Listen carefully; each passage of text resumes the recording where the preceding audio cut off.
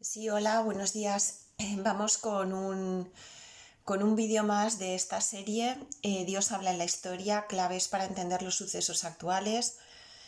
Eh, bueno, nos quedamos ayer en un punto apasionante y es el del año 2000, ¿no? Y luego volveré de nuevo a este punto porque lo empezamos a comentar un poquito, pero bueno, falta profundizar muchísimo en esa fecha, que era una fecha totalmente clave para el cielo. Pero antes de ello, me voy a detener en una aparición que tuvo lugar precisamente en el año 2000 y exactamente el 7 de abril del año 2000, ¿vale? 7 de abril del año 2000. Es una aparición, bueno, una revelación del mismo Jesucristo, pues a un chico que es nigeriano, si no recuerdo mal, sí, nigeriano, que se llama Bernabé Nuoye, en unas revelaciones que tienen lugar entre el año 1997 y el año 2001, ¿vale? Comprendidas entre ese periodo de años. Entonces, como veis, pues son fechas claves, ¿no? En las cuales ya eh, está finalizando ya toda la época, ¿no? Entonces, estas revelaciones quiero empezar aclarando que son unas revelaciones que han sido muy polémicas. Es decir, estas revelaciones, por un lado, el libro que contiene el contenido de estas revelaciones, aparte de que este chico que era estudiante en un principio, cuando empezó con estos mensajes, ¿no?, que le hacía Jesús, por supuesto, dijésemos, el escribirlo y el ponerlo por escrito pasaron por el visto bueno del confesor, del director espiritual. Una vez que esto se escribe, ¿vale? Pues ahí es cuando empieza un poquito la polémica, porque parece ser que sí que está la aprobación del obispo diocesano, pero por otra parte hay algunas diócesis, luego con el tiempo esto se va extendiendo lógicamente, como suele ocurrir, y luego pues hay muchos fieles en todo el mundo pues que practicaban esta devoción de la preciosísima sangre que está pues revelada por Jesús a este chico nigeriano. Pero en esta fase ya de extensión de la devoción, sí que es verdad que hay algunos obispos en algunos lugares del mundo en los cuales esta devoción está un poquito más extendida. Por ejemplo, si no recuerdo mal, la diócesis de México, en la cual los obispos de esta zona concreta no autorizan el culto y la difusión de estos mensajes, ¿no? Y entonces, bueno, pues lo argumentan, da una serie de puntos no, de por qué no autorizan esta devoción, que es una parte de mensajes y otra parte que es pues más de actos de piedad, por así decir, de rezos, etcétera. Y pues aducen una serie de puntos, ¿vale? Tales como nos parece que no deben los fieles practicar esta devoción porque habla de que hay una parte de la iglesia que se está dejando llevar por el enemigo, por así decir. En fin, una serie de puntos y, y, y además pone unas páginas del libro, ¿vale? Para que como que la persona pueda comprobar que efectivamente eso lo dice allí. Entonces lo curioso es que uno va a esas páginas, ¿no?, donde dicen esos obispos de México y de algún otro sitio que dice eso y realmente no lo dice de la manera que ellos lo nombran, ¿no? Entonces, claro, todo esto trae un poquito de confusión. Entonces a mí me gusta aclararlo lo primero para deciros con total sinceridad que yo no me pronuncio en un sentido ni en otro, que todo el mundo es muy libre por supuestísimo, de acogerse a una postura u a otra, ¿vale? Que por un lado el ordinario del lugar, aunque en algún sitio de internet dice que no es verdad, porque el ordinario de lo que es la zona de Nigeria y tal, pues aprobó esta devoción. Incluso es más, en toda la diócesis de Nigeria todos los jueves se rezan unas oraciones que este chico dijo que el Señor le había revelado, ¿no? Entonces es como una práctica habitual en todas las parroquias de Nigeria, pero también quiero aclarar que hay en otros sitios del mundo que otros obispos, que son igualmente obispos ordenados en Nigeria, teóricamente tienen la misma validez que el obispo ordenado en México, que dice que no se haga esa devoción. Por tanto, bueno, pues ahí tenéis las dos posturas y bueno, pues que cada uno pues haga lo que crea conveniente, porque no está claro del todo, hasta que no diga algo como que la Iglesia universal, por así decir, ¿vale? Y, y luego, bueno, pues si os vais a internet vais a encontrar información en un sentido y información en otro. O sea, hay sitios de internet que solamente se centran en hablar de la devoción a la preciosísima sangre de Jesús en sentido negativo, diciendo que hay obispos que no lo han permitido y tal, y otros que dicen pues que sí. Entonces, quiero decir, el hecho de que abundéis más en esto no os va a aclarar mucho, ya os lo digo de entrada, pero vamos, que si queréis con toda libertad lo podéis hacer y cada uno pues que decida lo que crea conveniente. Yo, dejando este punto muy claro, ¿vale? Sí que voy a decir alguno de los mensajes porque yo creo que siempre con el discernimiento del Espíritu Santo podemos tenerlos en cuenta o no, dependiendo si está en consonancia con todo lo que anteriormente hemos estado viendo como mensajes del cielo, ¿vale? Como os digo, hacen referencia a estos años en los que estamos hablando, entonces no podía dejarlos pasar, máxime cuando hay millones de personas en el mundo que rezan diariamente el rosario a la preciosísima sangre, ¿vale? Que es una devoción pues que el Señor reveló a este chico. Y antes de deciros esos mensajes también voy a hacer otra salvedad. El hecho de venerar la preciosísima sangre del Señor no es tampoco una cosa herética, ni rara, ni extraña que este chico se haya inventado, sino que ya, no recuerdo muy bien si fue siglo XV, perdonad que no lo sé con precisión, a ver si en algún sitio está recogido.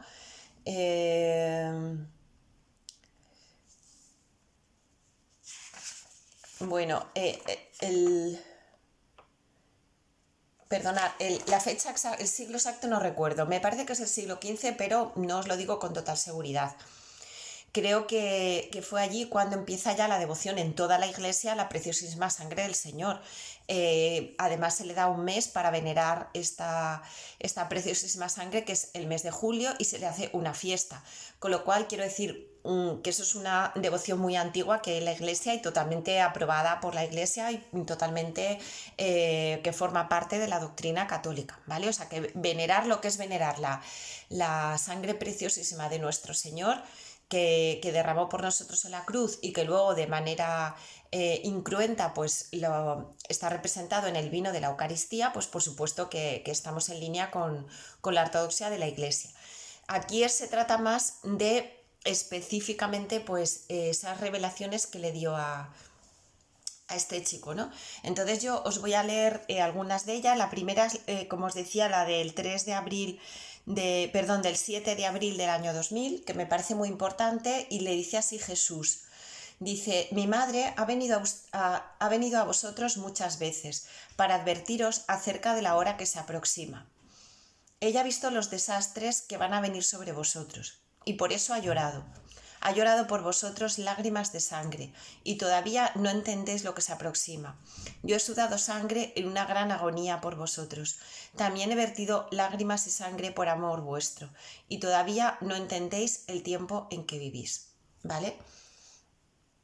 Como veis, no es ningún mensaje de repente extraño y tal, no, que está totalmente en consonancia con todo lo que hemos venido viendo de todas los mensajes que el cielo nos da a través de todas las apariciones que ya hemos dicho aquí. Luego, con respecto a lo de que puede ser que a lo mejor esto pueda crear división en la iglesia y demás, os voy a leer un mensaje que yo creo que es muy prudente y muy correcto desde mi modesto entender, no sé cómo lo veréis vosotros. Es un mensaje que le da el Señor el 5 de enero del año 2000. Dice así: hijos míos, cualquiera que trate de descubrir la iglesia está contra ella. La iglesia es mi cuerpo. Yo les ruego, no se peleen contra mi clero, ni contra la jerarquía. Más bien, orad por ellos. Yo soy quien los escogió y los puso donde están. Entonces, desde mi punto de vista, aquí el Señor no independientemente que haya una parte de ese clero, de esa jerarquía que pueda estar, que eso ya lo hemos visto, que es una realidad, nos guste o no, que hay una parte de la Iglesia en la cual el enemigo se ha infiltrado, ¿verdad? No quiere decir que absolutamente todos, ni que la Iglesia en sí sea algo que tengamos que rechazar.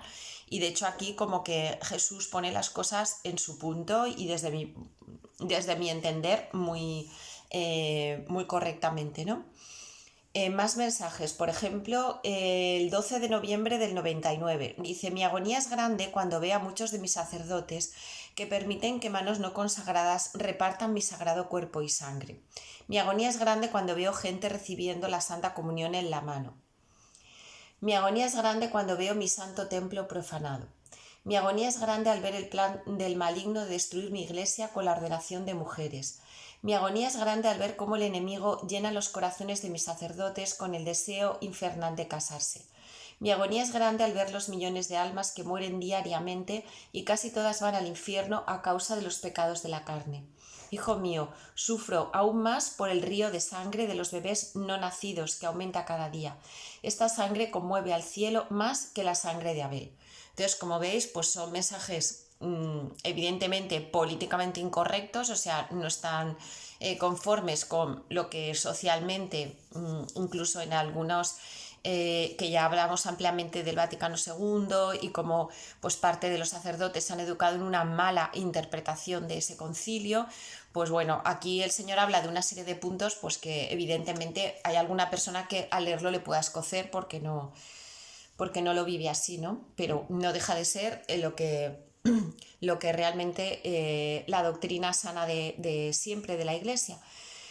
Os voy a leer otro del 28 de julio del año 1999. Cuando llegue ese tiempo de la tribulación, oren más fervorosamente y sepan también que el tiempo de alegría y de gozo está ya muy cerca. ¿Vale? Algunos más. Enero del 97. Hijo mío, escucha, yo ya he advertido a mi pueblo que la hora para salvarse es corta y que los días están contados.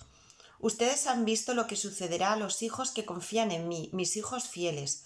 Yo prometo también salvar a cualquier pecador que invoque mi sangre preciosa. Yo dejaré caer una gota de mi sangre preciosa en sus corazones a fin de que se conviertan antes del día del desamparo. Vale, ahora hay un mensaje bastante fuerte, ¿vale?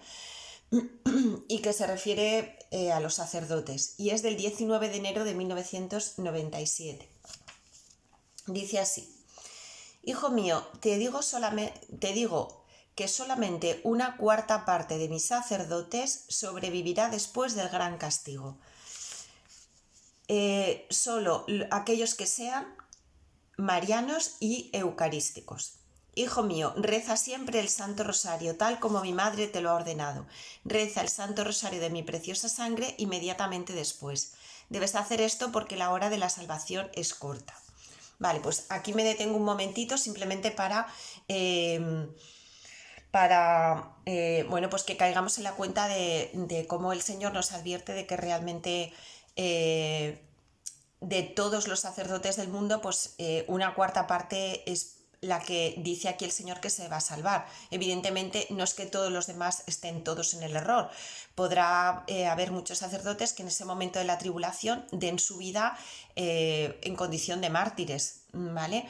Pero bueno, esto ya nos tiene que dar la idea de que realmente pues, el número de los sacerdotes fieles en el momento que habla el Señor, que es exactamente en enero de 1997, yo creo que no ha debido variar mucho con respecto al 2020, pues bueno, pues no están totalmente en la sana doctrina de la Iglesia, ¿no? Entonces, por eso el Señor dice que para ello en ningún momento tiene que juzgar a nadie, ni criticar a nadie, ni como todos los que habéis estado viendo estos vídeos, yo creo que lo habéis comprobado perfectísimamente. Aquí no se trata de nada de juzgar a nadie, ni de meterse con nadie, ni tomar ninguna postura, aquí nada, en absoluto. O sea, aquí lo que estamos haciendo es simplemente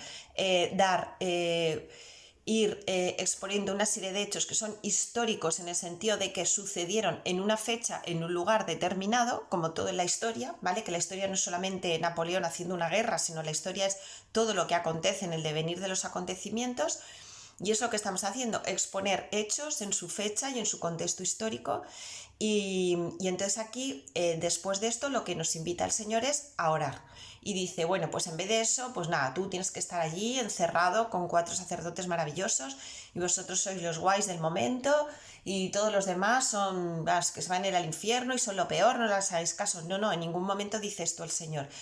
Le dice que para que vea la urgencia, ¿no? Que realmente un cuarto de los sacerdotes del mundo son los que quedarán salvos después de esa purificación, pero luego le invita a orar por ellos y le dice que ore el rosario, que ya, vamos, la Virgen está cansada ya de decirnos hasta la saciedad que lo oremos, y sobre todo que para estos últimos tiempos va a tener dijésemos, una fuerza especial que superior a la que ha tenido siempre en la historia. Y además Jesús dice aquí que lo unamos a el rosario de mi sangre preciosa. El rosario de la sangre preciosa es un rosario pues que él le dictó, que simplemente, bueno, pues se trata de rezar una serie de oraciones tipo jaculatorias pues en cada una de las bolitas del rosario, ¿vale?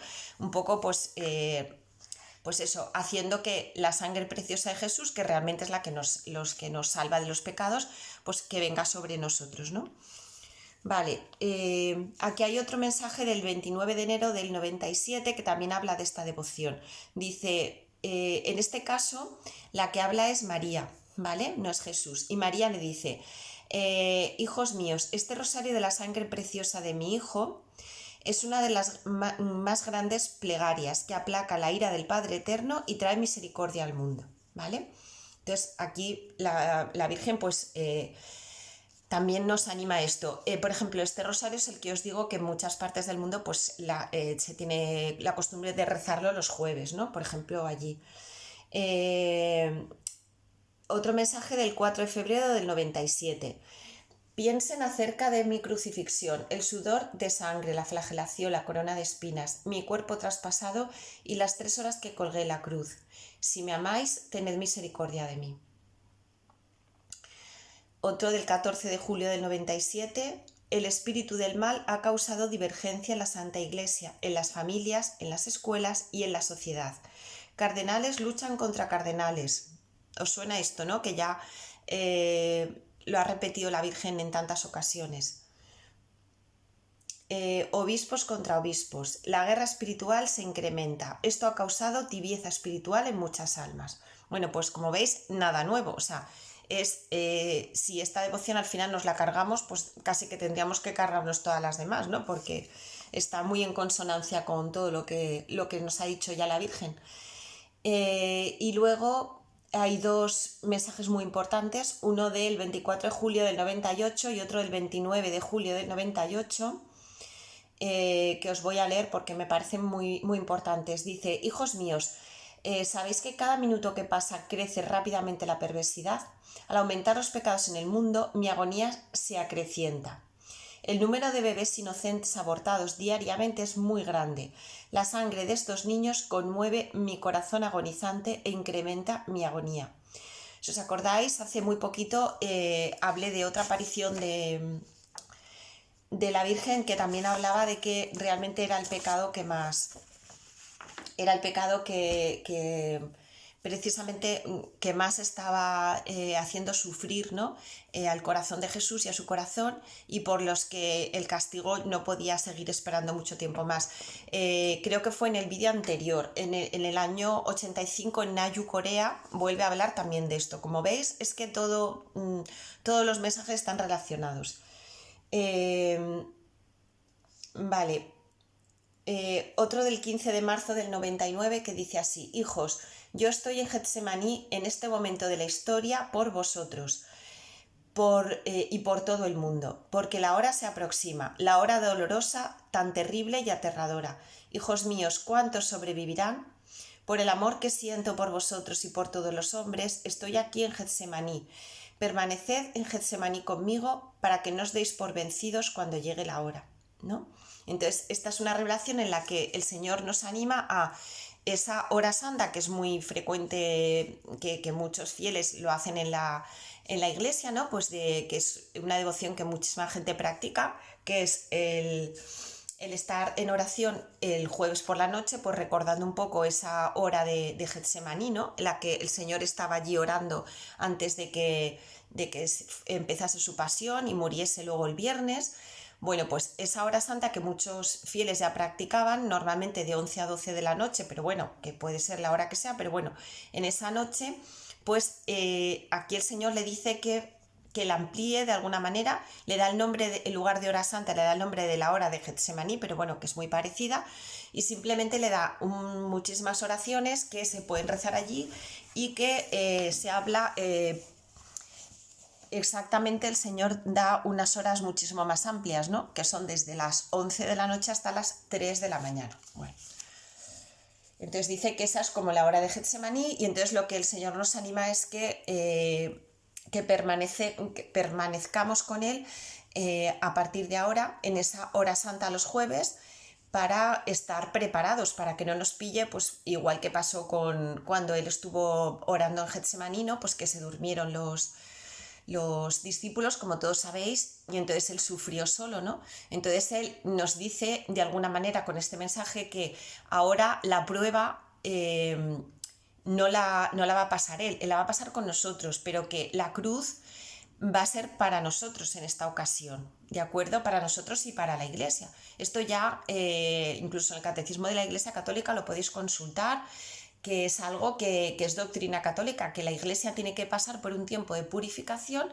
en la cual de alguna manera reproduzca los mismos pasos que hizo Jesús en su pasión y su muerte, ¿no? O sea, que la Iglesia será llevada como casi a la desaparición, entregada a sus enemigos.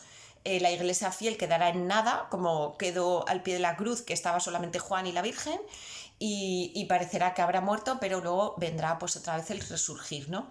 Entonces... Perdón.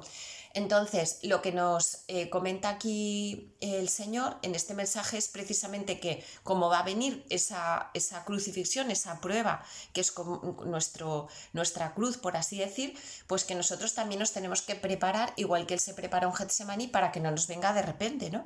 Entonces, la manera que Él tuvo de prepararse a sus dolores y a sus sufrimientos, aceptándolos con amor, fue esa oración de Getsemaní, y por eso Él nos invita a hacer esa hora de Getsemaní también a nosotros. Entonces, bueno, el que no pueda esa cantidad de horas, pues que es muy grande y que hay un montón de oraciones vocales que le da el vidente para que uno rece allí y tal, pues bueno, pues por lo menos un ratito, el que no pueda una hora, pues media hora o lo que sea, entre una y otra. Las personas que tengan la suerte pues de poderlo hacer en una iglesia, en un sagrario, porque pertenezcan a movimiento religioso, por lo que sea, pues fenomenal. Y el que no, bueno, pues es que lo puede hacer perfectamente en su casa.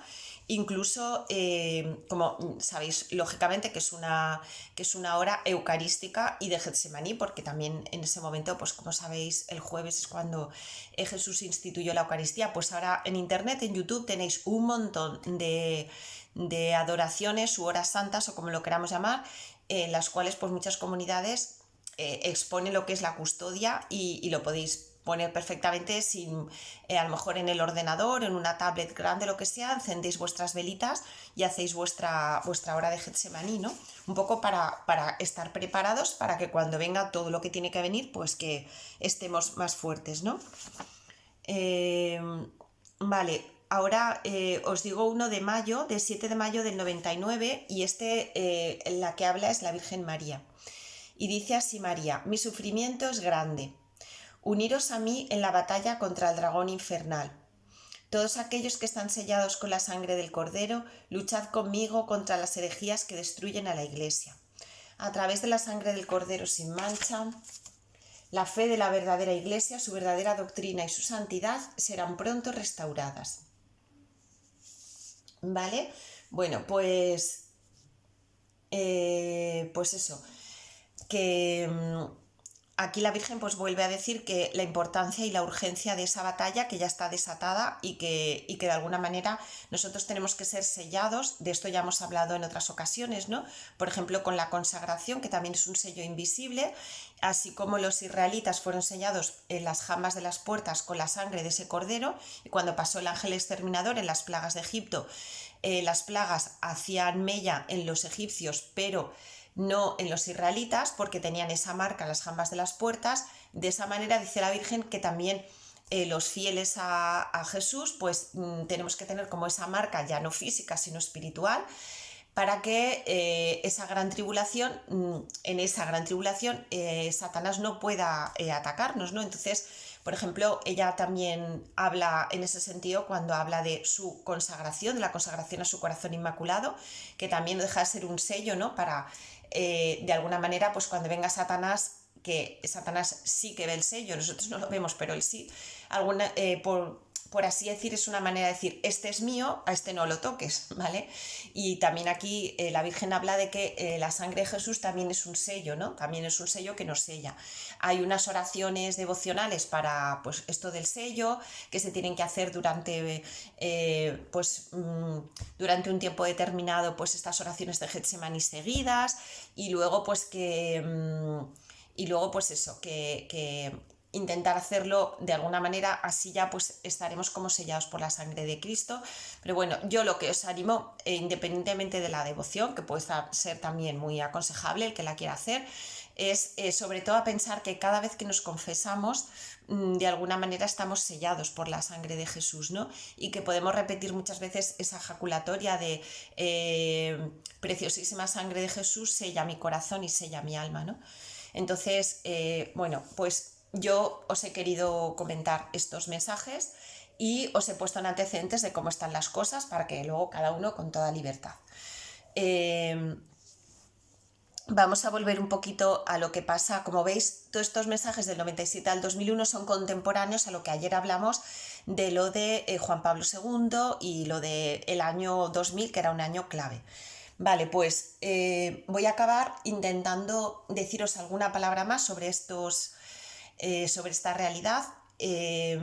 Retomo un poco lo que decía para que lo recordéis en el vídeo anterior, y es que, como hemos empezado a decir, el año 2000 era el año pues, en el que se supone que ya tenían que haberse precipitado ya todos los acontecimientos, porque de hecho Jesús dice que este será el último año santo, en el 75 el último año santo fue el año 2000 y lo hemos rebasado, con lo cual, ¿qué pasó allí? Bueno, pues lo que pasó allí son dos cosas que creo que las expliqué en el vídeo pasado, pero que,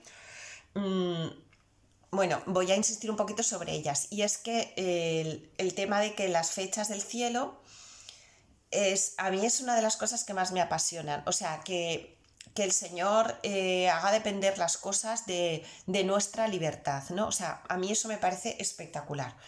¿Por qué? Porque, bueno, podemos pensar en Dios como una especie de gran arquitecto del mundo, que así es como lo ven un poco la masonería, ¿no? Pues que tiene su regla con su escuadra y su cartabón, y que va diciendo el día tal, en la fecha tal y no sé qué va a pasar esto, y el otro va a pasar lo otro, y esto es así, y no hay más, ¿no? Pues como un profesor de colegio, de universidad, que empieza a dar exámenes a sus alumnos y dice, pues en tal fecha vais a tener examen de matemáticas, y en el otro de lengua, y en el otro de tal, y pase lo que pase y ocurra lo que ocurra, y sea como sea, y no os dé tiempo a terminar el temario, o te pongas enfermo, o te la pierna se te parta. Me refiero, el examen va a ser a esa hora y yo distribuyo ese calendario conforme yo quiero. Pues este ejemplo, que es un poco tonto, pero para que lo entendáis, que el Señor, evidentemente, Dios Padre sobre todo, tiene sus tiempos y sus horas y sus épocas medidas.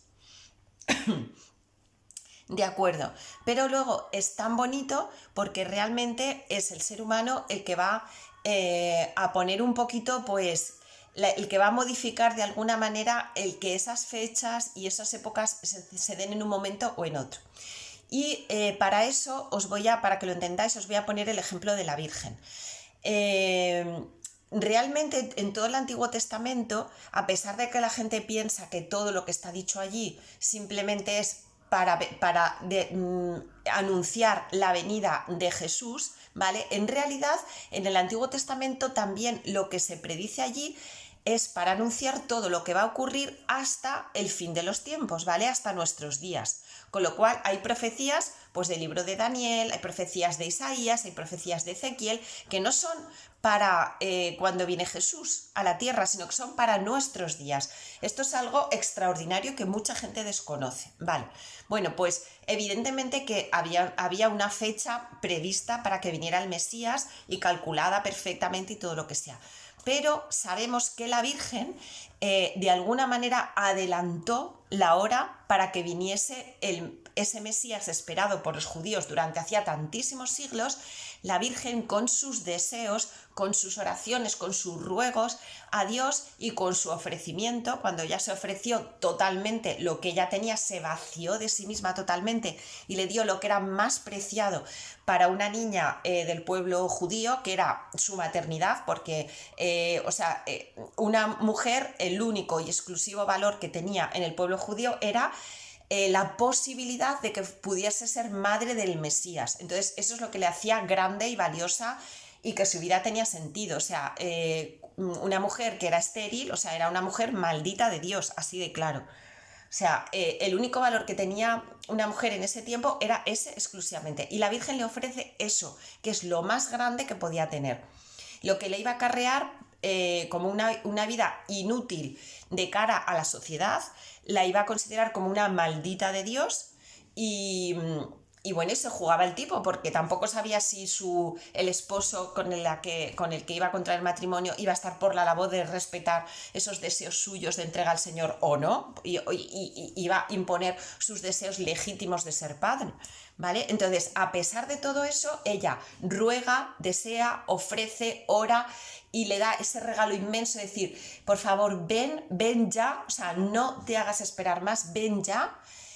Y yo es que no sé qué más decirte, mira, te voy a regalar esto, te voy a regalar esto que es lo más valioso que tengo y te voy a taladrar todos los días como la viuda del Evangelio, un día y otro y otro y otro, hasta que por fin bajes y por fin ya vengas de una vez y por fin ya nos salves, porque es que ya no podemos más de tantos siglos y siglos y siglos desde Adán y Eva que llevamos esperándote. Y sabemos que María consiguió esa respuesta del cielo que adelantó la hora de que el Mesías viniera a la tierra gracias a sus oraciones, a sus súplicas y a su ofrecimiento. Y de tal modo fue así que precisamente como Dios nunca se deja ganar en generosidad, si uno le da esto a Dios, pues Dios le da esto, ¿vale? O sea, le da todo, pues entonces María aceptó su ofrecimiento y además le dijo, no solo voy a adelantar mi hora por ti, sino que además tú vas a ser la madre, tú que has dicho que me regalas esto, pues ahora voy yo y te regalo ser madre, ¿vale? Y además una maternidad divina, sin unión humana, ¿vale? Entonces, bueno, ya sabéis la historia, ¿no? O sea, igual que yo. Entonces, eso es uno de los motivos que explica que cuando llegan las bodas de Caná y Jesús, cuando la Virgen le dice, mira que no tienen vino, y Jesús empieza, a ver, madre mía, ¿qué nos va esto a ti y a mí? ¿Vale? O sea, ¿qué nos importa? Aparte, aunque nos importara, que beber vino a ti y a mí nos importa un bledo estar en la boda, beber vino o beber zumo de limón, nos da igual, pero es que aparte de eso no ha llegado mi hora. ¿Vale? Entonces, claro, a cualquier otra persona del pueblo de Israel que Jesús le hubiera dicho esta frase, no ha llegado mi hora, hubiera hecho así, hubiera agachado la cabeza y hubiera dicho, aquí con este muro hemos topado.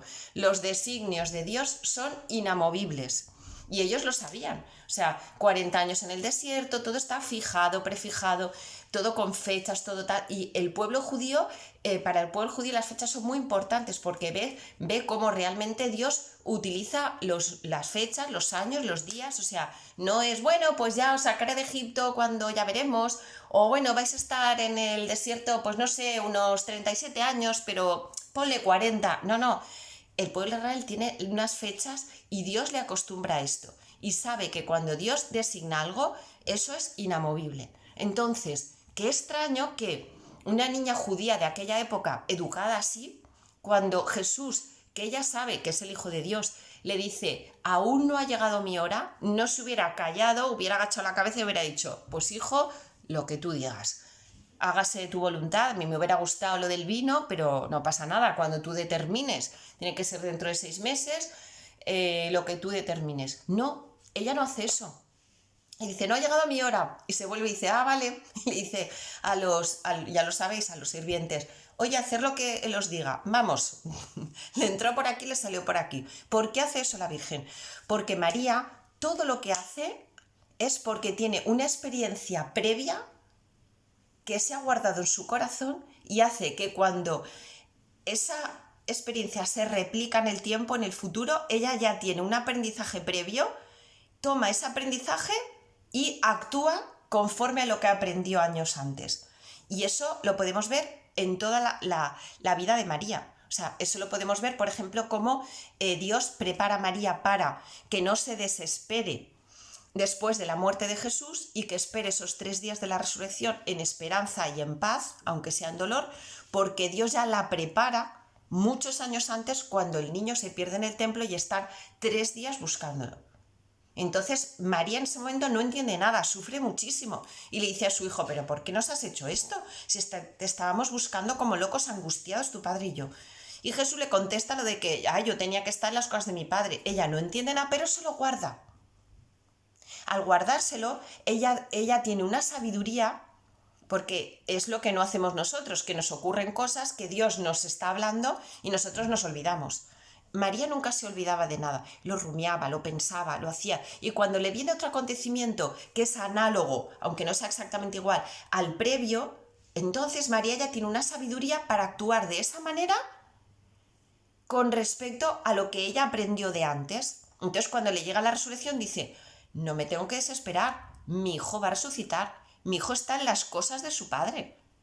Pero cuando llegan los 3 días, mi hijo, vamos, es que va a resucitar, porque eso ya ocurrió cuando yo le estoy buscando en el templo. Entonces, cuando en las bodas de Caná pasa exactamente lo mismo, ella tiene una experiencia previa de cuando ella era niña, cuando ella tendría unos 14 años aproximadamente, calculamos, y se había pasado desde que tenía uso de razón, vamos a suponer desde los 5, desde los 6 años, se había pasado, pues eso, 10 años de su vida o 9 años de su vida, 8, los que fueran, orando, llorando y ofreciéndole a Dios eso.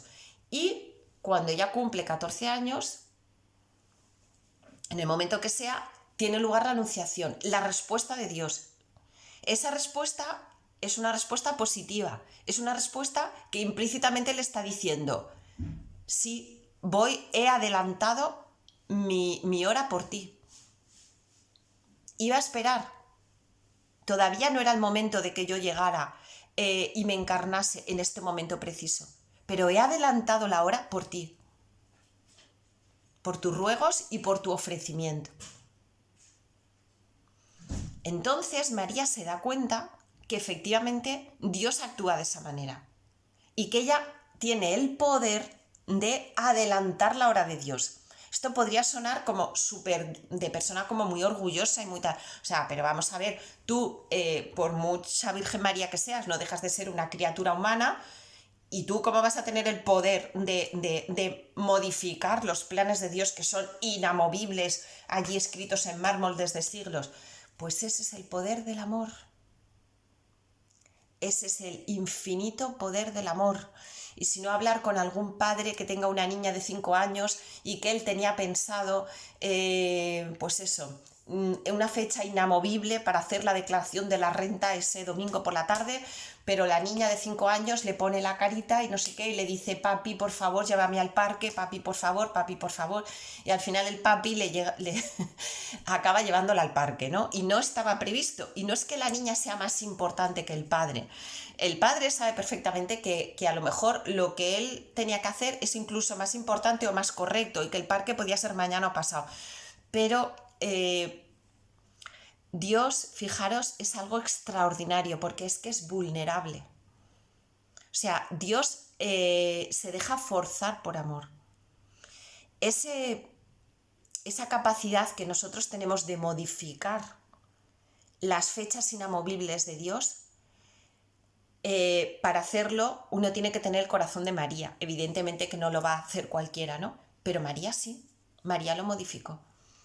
Entonces, este es uno de los motivos por los cuales en el año 2005 no se acabó todo.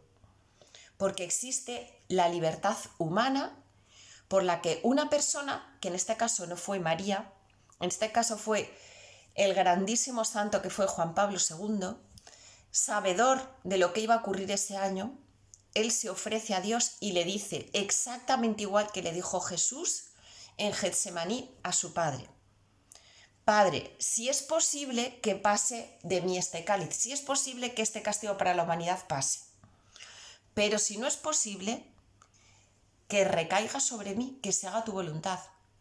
Yo me ofrezco para que todo el sufrimiento que tenía que pasar la humanidad lo sufra yo, en nombre de mis hermanos.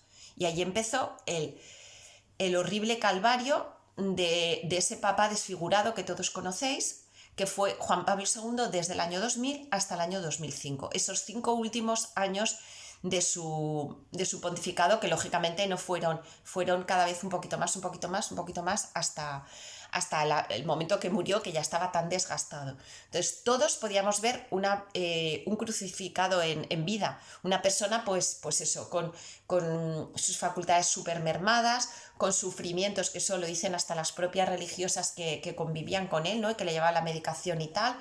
Un papa pues denostado por todos, que muchísima parte de la curia no le entendieron, no entendían por qué tenía que estar allí todavía y por qué no delegaba en otro, pero si es que ya no puede ni hablar, pero si es que este hombre ya no puede hacer nada, si no puede celebrar misas, si no puede hacer, pues qué sentido tiene que sea un papa. Y todo el mundo pinchándole para que dimitiera, y él decía que él no se podía bajar de la cruz. Y esa frase tiene explicación por lo que yo os acabo de contar, ¿vale? Así que durante 5 años se dio una prórroga del partido, ¿vale? Os voy a acabar con esta metáfora que creo que todos entendéis, o esta comparación, o como lo queráis llamar.